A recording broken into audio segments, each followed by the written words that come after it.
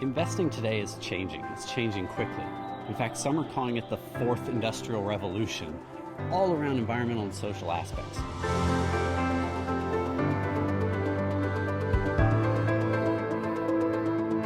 Climate change, poverty and inequality, even the collapse of ecosystems are driving risk for companies. But there's other drivers as well.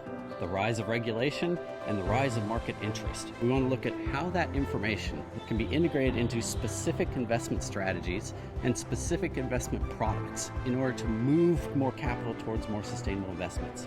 There are a number of organizations and stakeholders involved in this evolution. We'll talk to standard setters, we'll talk to legal experts that understand the regulations, and we'll talk to the companies themselves that are producing that information. We're also going to give you some tools by which you can integrate ESG information into the way that you make strategic decisions or the way that you make investment decisions.